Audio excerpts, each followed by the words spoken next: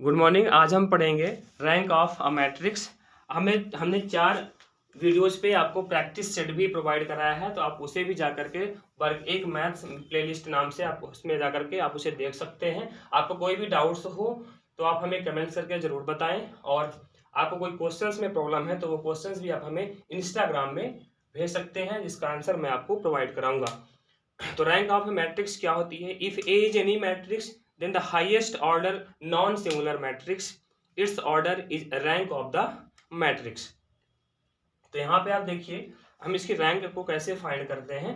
मैं एक एग्जांपल से आपको समझाता हूँ कि एक्चुअल में रैंक ऑफ मैट्रिक्स क्या होती है। 0 0 2 एंड 4, 1 2 1 2 3 6 3 6 7 8 7 8, ये मैट्रिक्स है। हमें इसकी रैंक को फाइंड करना है, तो हमें नॉन जीरो रोज को फाइंड करना है। अभी तो सभी नॉन जीरो हैं, पूरी तरह से जीरो। जैसे नॉन जीरो का मतलब क्या हुआ, जैसे इसमें कितने हैं 1 2 3 4 एलिमेंट है, तो 4 के 4 अगर जीरो हो गए, मतलब ये भी जीरो हो गया, ये भी जीरो हो गया, ये भी जीरो हो गया, ये भी जीरो हो गया, तो ये नॉन जीरो नहीं रह जाएगी। ठीक है, जैसे ये जीरो है, ये जीरो है, और 2 एलिमेंट जीरो नहीं है, तो ये क्या है, भी नॉन जीरो है। इसमें हम ऑपरेशंस को अप्लाई करते हैं। ठीक है, तो ऑपरेशन कैसे अप्लाई करेंगे? सबसे पहले हम करते हैं R4 change, R4 minus R3। R4 में R3 को माइनस कर देते हैं, तो देखिए क्या बनेगा, ये 0 0 2 4 1 2 1 2 3 6 3 6, इसमें इसको माइनस कर दो। 7 माइनस 3 कितना आएगा 4, 8 माइनस 6 कितना आएगा 2, 7 माइनस 3 कितना आएगा 4, और 8 माइनस 6 कितना आएगा 2। ठीक है, ये बन गया। अभी और भी ऑपरेशंस को हम अप्लाई करेंगे। कैसे करेंगे, यहां से देखिए एक और ऑपरेशन अप्लाई कर दो। R3 को चेंज कर दो, R3 माइनस R2 कर दो। R3 में R2 को माइनस कर दो, तो मैट्रिक्स क्या बन जाएगी आपकी, ये हमारी मैट्रिक्स बनेगी। इसको आप अच्छे समझिए कि रैंक होती क्या है एक्चुअल में। ये क्वेश्चन जो हम बता रहे हैं ये एग्जाम में आया हुआ क्वेश्चन है। 0 0 2 4 1 2 1 2, आप क्या कर रहे हैं, R3 में R2 को माइनस कर रहे हैं, तो ये R3 हुआ और ये R2 हुआ। 3 माइनस 1 कितना आएगा 2, 6 माइनस 2 कितना आएगा 4, 3 माइनस 1 कितना आएगा 2, 6 माइनस 2 कितना आएगा 4, और इसको एज इट इज लिख दो 4 2 4 2, ये हुआ। ठीक है, तो R3 माइनस हमने क्या कर दिया R2। अब आप यहां से अगर देखो, फिर से हम एक और ऑपरेशंस को अप्लाई करेंगे। ऑपरेशन हम क्या अप्लाई करेंगे, R3 चेंज, ठीक है, R3 change R3 minus 2R2। ठीक है, R3 में माइनस करेंगे, R2 में 2 से मल्टीप्लाई करके, तो अपनी जो मैट्रिक्स है वो क्या बन जाएगी, 0 0 2 4 1 2 1 2, माइनस कर दो। 2 माइनस क्या कर रहे हैं, R3 माइनस 2R2, इस पर 2 से मल्टीप्लाई करो, फिर से माइनस करो, तो क्या बन जाएगा 0। 2 से मल्टीप्लाई कैसे करो 0, 2 से मल्टीप्लाई कैसे माइनस कर दो 0, 2 से मल्टीप्लाई कैसे माइनस कर दो 0, और 4 2 4 और 2। ठीक है, तो आप अगर देखोगे तो ये वाली जो रो है ये क्या हो गई, ये पूरी तरह से क्या बन गई, जीरो बन गई। तो नॉन जीरो रो कितनी बची आपके पास, एक ये नॉन जीरो है, एक ये नॉन जीरो है, और एक ये नॉन जीरो है। इसका मतलब क्या हुआ, इसकी जो रैंक है वो रैंक कितनी हो गई, रैंक आपकी आ गई 3। तो रैंक का मीन्स समझ में आया। ठीक है, तो जो भी जितनी भी रो है आपके पास, जैसे इसका ऑर्डर क्या है, इसका क्रम क्या है, तो पहले रो लिखते हैं 1 2 3 4, इसमें कितने थे 4 आपके रो थे। फिर क्रॉस कॉलम कितने हैं 1 2 3 4, 4 ही कॉलम है। इसका ऑर्डर कितना था 4 क्रॉस 4 का था। ठीक है, इसकी मैक्सिमम जो रैंक होगी वो कितनी हो सकती है, मैक्सिमम रैंक 4 हो सकती है, 4 हो सकती है। फिर हमने उसमें जो भी मैट्रिक्स आपके पास गिवन रहती है उस पर हम पहले ऑपरेशंस को अप्लाई करते हैं। जब हमने ऑपरेशंस को अप्लाई किया तो हमने देखा कि एक रो पूरी तरह से जीरो हो गई। हमें नंबर ऑफ नॉन जीरो रो को गिनना होता है, ये ध्यान रखिएगा। तो नंबर ऑफ नॉन जीरो रो कितनी आई 1 2 और 3, इसलिए इसकी जो रैंक है वो कितनी हो जाएगी 3 हो जाएगी। इसको और अच्छे से समझने के लिए देखिए, जैसे हमने एक और मैट्रिक्स लिखी 0 0 0 0 0 0 2 1 2, अब देखो इसमें कितनी नॉन जीरो रो है, केवल एक ही है, क्योंकि ये पूरी तरह से जीरो है, ये भी पूरी तरह से जीरो है, केवल यही एक ऐसी रो है जो जीरो नहीं है। इसकी रैंक कितनी हो जाएगी, इसकी रैंक हो जाएगी 1, क्योंकि एक ही है। फिर देखो ये भी जीरो हो गया, ये भी जीरो हो गया, अभी भी इसकी रैंक कितनी रहेगी, रैंक अभी इसकी 1 ही रहेगी, क्योंकि ये नॉन जीरो है। ठीक है, जीरो के अलावा अगर कोई भी एलिमेंट है, कोई भी अवयव है, वो कैसी होगी, नॉन जीरो रो ही होगी। इसलिए इसकी रैंक कितनी है, इसकी रैंक हो जाएगी 1। ठीक है, तो इस तरह से इन क्वेश्चंस को करना है रैंक के लिए। फिर rank of non singular matrix of order n। अब सिंगुलर और नॉन सिंगुलर आपने पढ़ा है। सिंगुलर का मतलब क्या होता है कि जिसका डिटर्मिनेंट जीरो आ जाए वो सिंगुलर होती है, और जिसका डिटर्मिनेंट जीरो ना आए वो नॉन सिंगुलर होती है। ठीक है, तो अब यहां पे देखो आप, rank of a non singular matrix of order n, इसको नोट कर लीजिएगा आप, rank of a non singular matrix of order n is equal to n ही होती है। ठीक है, जैसे सपोज करिए एग्जांपल्स 1 2 3 3 4 5 1 1 2, ये है, ये 3x3 की मैट्रिक्स है ना, इसका ऑर्डर कितना है, इसका ऑर्डर 3 है। ठीक है, 3x3 की स्क्वायर मैट्रिक्स है, तो इसकी जो रैंक होगी वो कितनी होगी, इसकी जो रैंक होगी वो एग्जैक्टली कितनी आएगी, इसकी रैंक 3 आएगी। ठीक है, अगर वो नॉन सिंगुलर है, मतलब इसका अगर डिटर्मिनेंट निकालें, सारणिक निकालें, तो जीरो ना आए।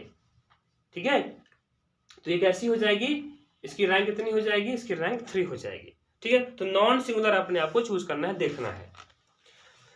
फिर इसके बाद है, अगर n मैट्रिक्स की, फिर है rank of null matrix of order n, मतलब अगर कोई मैट्रिक्स क्या है, शून्य आव्यूह, अगर शून्य आव्यूह है, जीरो मैट्रिक्स है, तो उसकी रैंक कितनी होगी, जीरो होगी।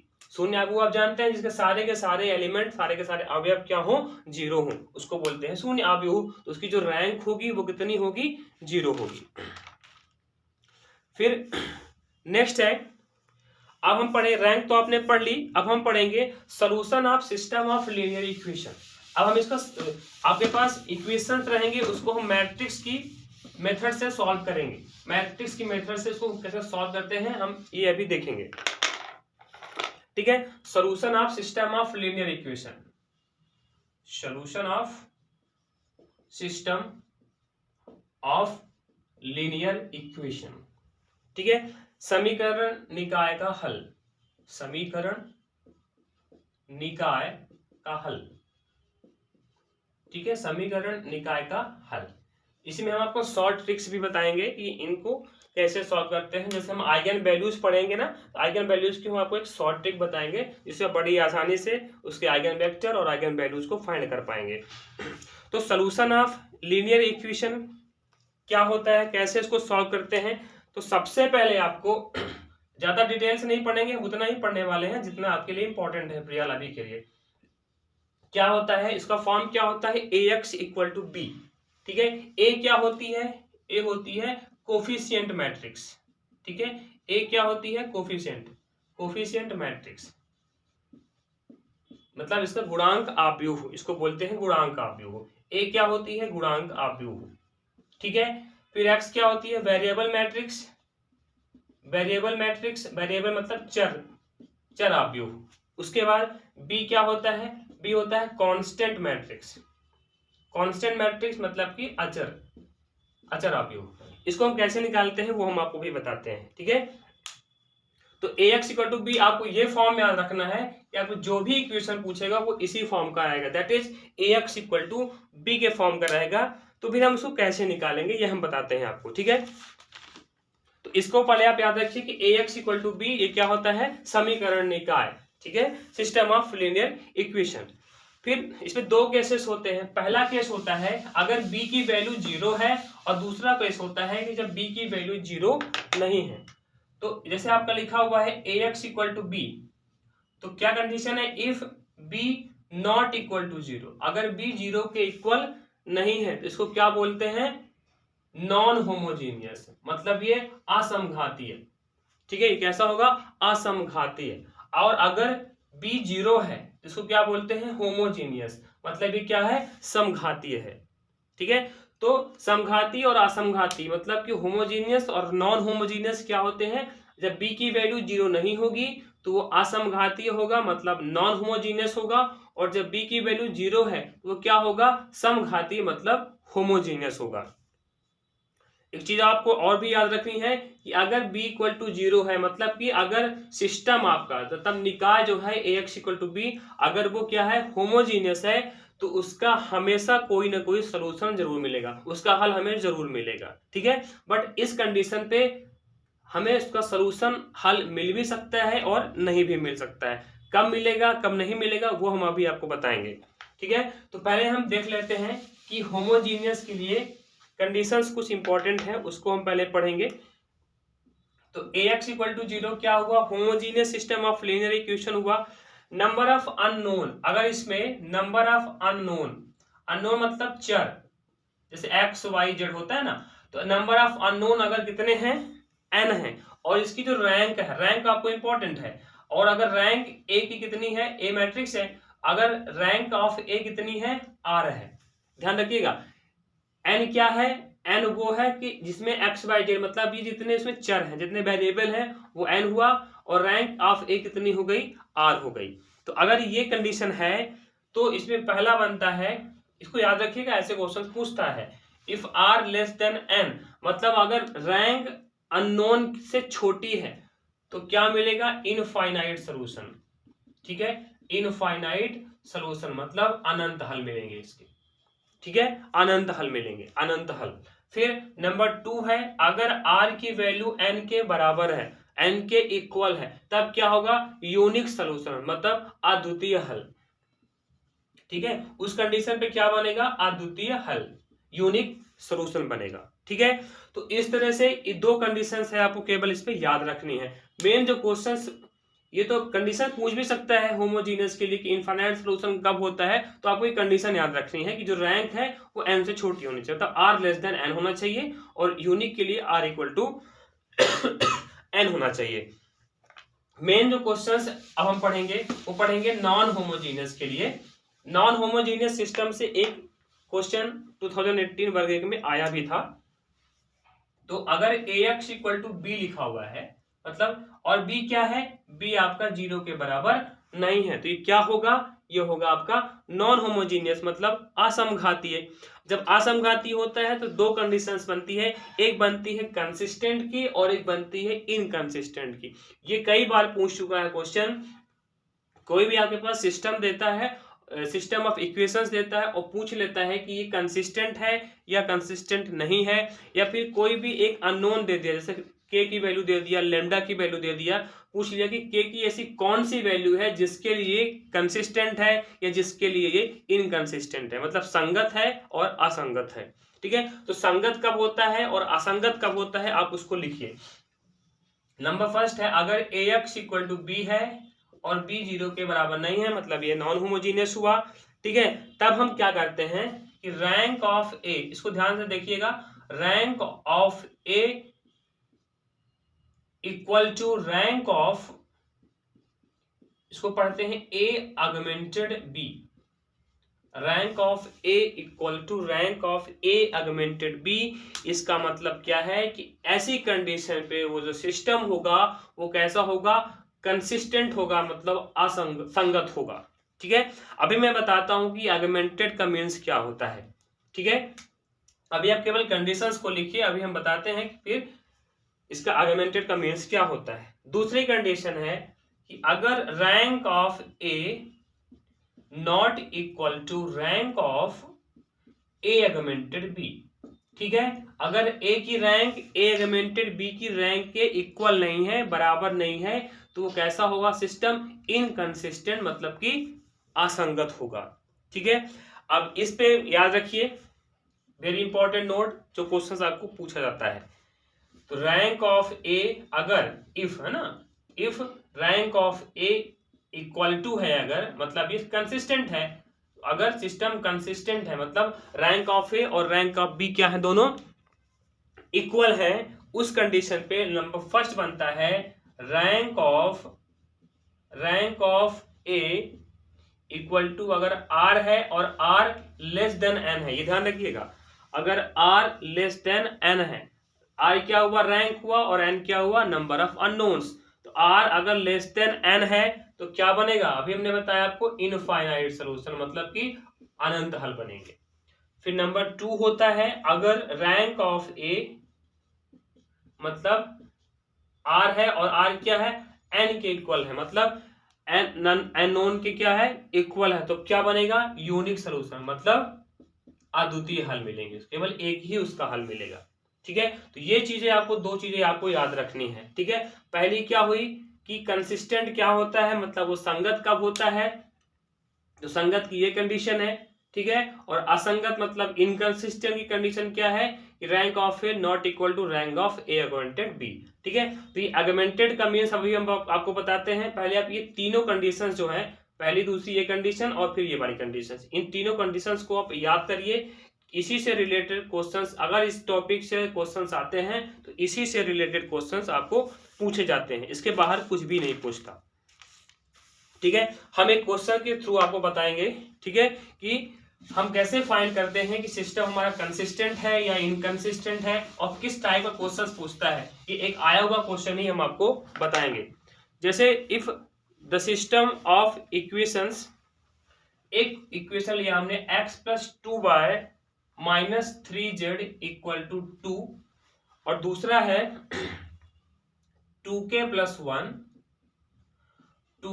1 y plus Z equal to 2, और तीसरा इक्वेशन जो है आपका वो है k plus 3z equal to 3। ये तीन इक्वेशन आपको दिए हैं। ठीक है, मैं इसका क्वेश्चन पढ़ देता हूं। क्वेश्चन है if the system of equations x plus 2y minus 3z equal to 2, 2k plus 1y plus z equal to 2, k plus 3z equal to 3 is inconsistent then K is, यदि समीकरणों का निकाय, तीनों समीकरण, ठीक है, यदि समीकरणों का निकाय असंगत है तब के का मान क्या होगा, ये हमें बताना है। ठीक है, अभी हमने बताया कंसिस्टेंट और इनकंसिस्टेंट। देखिए अब हम ऑगमेंटेड मैट्रिक्स को कैसे लिखते हैं। तो ऑगमेंटेड मैट्रिक्स क्या होगी, पहले आप ए लिखिए कि ए मैट्रिक्स क्या होगी। ए क्या होती है, अभी हमने आपको बताया कोफिशिएंट मैट्रिक्स, मतलब गुणांक आव्यूह। पहला इक्वेशन देखिए, यहाँ पे x का गुणांक क्या है, 1 है कोफिशिएंट, y का 2 और z का -3। फिर दूसरे वाले पे आ जाओ, यहाँ पे x तो है नहीं, तो x के नीचे क्या लिखेंगे, 0। y कितना हो जाएगा 2k प्लस 1, और z पे कितना है 1। ठीक है, फिर थर्ड वाले पे आ जाओ, x नहीं है तो 0, y नहीं है तो 0, और z पे कितना है k प्लस 3। तो ये कौन सी मैट्रिक्स हो गई, ये हो गई आपकी A। फिर दूसरी क्या चाहिए हमको, B चाहिए, क्योंकि हमें A अगमेंटेड B निकालना होता है। तो B कितना है, B इक्वल टू वाला होता है। ठीक है, कितना है 2, 2 और 3, ये आपका हो गया A और B निकाल लिया हमने। और x क्या होगा, x y z, x को ऐसे लिखते हैं x y और z, जितने भी उसके होते हैं। नेक्स्ट अब आप देखो, हमें कंसिस्टेंट और इनकंसिस्टेंट निकालने के लिए क्या चाहिए, संगत और असंगत के लिए ए अगमेंटेड बी। अभी हमने आपको कंडीशन जब लिखी थी तो वो लिखी थी ए अगमेंटेड बी। तो देखो ए अगमेंटेड बी कैसे लिखते हैं, ये है आपका 1 2 -3 0 2k प्लस 1 1 0 0 और k प्लस 3, और अगमेंटेड करके ऐसे लाइन खींच दो और उसके बाद b लिख दो, 2 2 और 3। ये बन गई आपकी ए अगमेंटेड बी। कंसिस्टेंट कब होगा, जब ये देखिए अगर हम इसको हटा दें तो ये क्या बनेगा, ए बनेगा। अब पूरे को मिला दें तो क्या बन जाएगा, ए अगमेंटेड बी बन जाएगा। मतलब ये जो ए की रैंक है, मतलब इसकी रैंक और इस पूरे की रैंक क्या होनी चाहिए, सेम होनी चाहिए। ठीक है, बट यहाँ पे हमें प्रूफ क्या करना है, के की कौन सी वैल्यू फाइंड करना है जिसके लिए इनकंसिस्टेंट हो जाए, मतलब इतने की रैंक अब पूरे की रैंक इक्वल ना आए। तो अगर आप अच्छे से देखोगे, यहाँ पे देखो ये भी 0 बन रहा है, ये भी 0 बन रहा है, और अगर ये 0 बन गया, ठीक है, अगर ये सपोज करिए मैंने यहाँ पे 0 बना दिया, अब आप देखो इसको हमने क्या बना दिया, 0 बना दिया। अब आप बताइए कि यहाँ पे ए की रैंक कितनी है, ये देखो इसको हमने हटा दिया। अब इसकी रैंक कितनी है, रैंक हमने अभी आपको बताया नंबर ऑफ नॉन जीरो रो, तो 1 और 2, इसकी रैंक कितनी हुई 2 हुई, क्योंकि ये पूरी तरह से जीरो है। अब हमने इसको हटा दिया, अब इसकी रैंक कितनी हुई, अब ये नॉन जीरो नहीं रह गया ना, इसे 3 ऐड हो गया, इस पे 0 0 3 आ गया, 0 2 के प्लस 1 1 2 1 2 माइनस 3 2, ये पूरी मैट्रिक्स बन गई किसकी, ए अगमेंटेड बी। बट ए की रैंक कितनी है, अगर इसको हम हटा दें तो ए की रैंक 2 है और ए अगमेंटेड बी की रैंक कितनी है 3 है। ठीक है, तो यहाँ पे कितना लिखा था k प्लस 3। तो ये कब पॉसिबल होगा, हमें इनकंसिस्टेंट पूछ रहा है, मतलब असंगत पूछ रहा है, तो असंगत होने के लिए क्या होना चाहिए, इसकी वैल्यू 0 आनी चाहिए। इसका मीन्स क्या है कि k प्लस 3 का वैल्यू कितना आना चाहिए, मान कितना आना चाहिए, 0 आना चाहिए। ट्रांसपोज कर दो तो k की वैल्यू कितनी हुई -3, मतलब k बराबर -3 के लिए ये क्या होगा, इनकंसिस्टेंट होगा। ठीक है, और ऑप्शन में आपको मैं लिखा देता हूं, ऑप्शन में गिवन था -3, ऑप्शन बी था -1/2, ऑप्शन सी था 1 और ऑप्शन नंबर डी था 2। इसमें से करेक्ट आंसर कौन सा होगा, तो करेक्ट आंसर हो जाएगा a = -3। ठीक है, और अगर कंसिस्टेंट पूछता तो क्या करते, k plus 3 not equal to 0, मतलब k की वैल्यू क्या होनी चाहिए, -3 के बराबर नहीं आनी चाहिए, तब वो क्या होता, कंसिस्टेंट होता, संगत होता। बट यहाँ पे असंगत पूछा था, इनकंसिस्टेंट पूछा था, तो इस तरह से इसको सॉल्व करेंगे। ठीक है, आपको कोई भी डाउट हो तो आप हमें जरूर बताएं। अभी हम इतना ही पढ़ेंगे, इसके बाद हम आइगन वैल्यू, आइगन वेक्टर्स के बारे में पढ़ेंगे, और आइगन वैल्यू और आइगन वेक्टर निकालने के कुछ हम शॉर्टकट मेथड भी आपको बताएंगे, जो कि आप मिनटों में उन क्वेश्चंस को सॉल्व कर सकते हैं। Thank you.